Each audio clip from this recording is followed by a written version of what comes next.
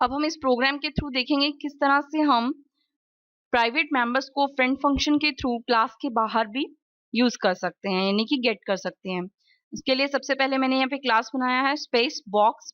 यहाँ पे एक मेंबर मैंने डिक्लेयर किया है डबल स्पेस विड्थ, यानी कि विड्थ जो मेंबर है वो डबल टाइप का है। यहाँ पर जब हम किसी भी मेंबर का एक्सेस मॉडिफायर नहीं लिखते तो इट मीन्स वो मेंबर तो उस क्लास का प्राइवेट मेंबर हो जाता है। फिर हमने पब्लिकली दो मेंबर फंक्शंस डिक्लेयर किए हैं।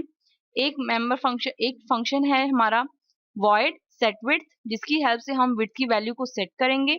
और एक फंक्शन हमने बनाया है friend function, friend space void space function का नाम print width, और यहाँ पर हमने पैरामीटर्स में उस फंक्शन को बॉक्स क्लास का एक object as a parameter pass किया है, देन सेमीकोलन।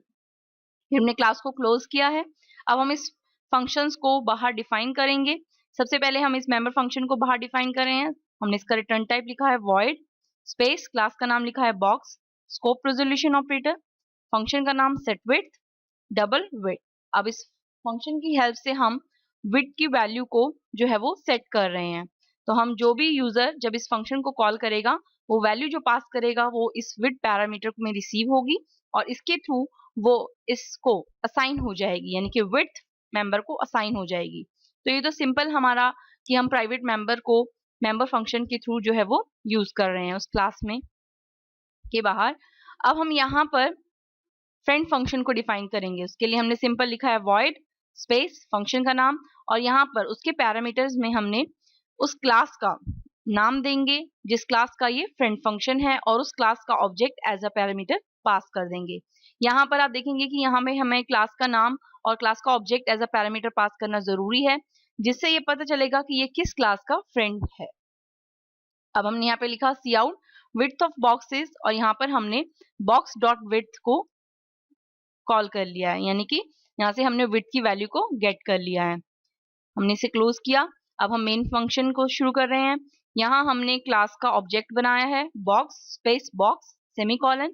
फिर हम यहाँ पर बॉक्स डॉट सेट विड्थ को की हेल्प से विड्थ की वैल्यू को 10 सेट कर रहे हैं। फिर हम यहाँ पर सिंपल फ्रेंड फंक्शन को कॉल कर रहे हैं। फ्रेंड फंक्शन को कॉल करते समय आप ये याद रखेंगे कि हम एज अ पैरामीटर उस क्लास का ऑब्जेक्ट पास करेंगे। तो हमने यहाँ पे क्लास का ऑब्जेक्ट पास कर दिया है। अब जब हम यहाँ पे क्लास का ऑब्जेक्ट पास करेंगे तो ये क्या करेगा, यहाँ से विड्थ की वैल्यू को हमें गेट करके देगा। तो विड्थ की वैल्यू हमें मिल जाएगी। फिर हमने गेट ch लिखा, रिटर्न 0। ये था हमारा फ्रेंड फंक्शन का कॉन्सेप्ट कि जब भी हम एक क्लास का फ्रेंड फंक्शन डिक्लेयर करते हैं तो वो क्लास के प्राइवेट मेंबर्स को भी गेट कर सकता है। अब हम इसे कंट्रोल S से सेव कर लेते हैं प्रोग्राम को, F9 से कंपाइल करेंगे। कंपाइल करने के बाद हम इसे F10 से रन करते हैं तो आप देखेंगे यहाँ पर विड्थ ऑफ बॉक्स 10 हमें मिल रहा है।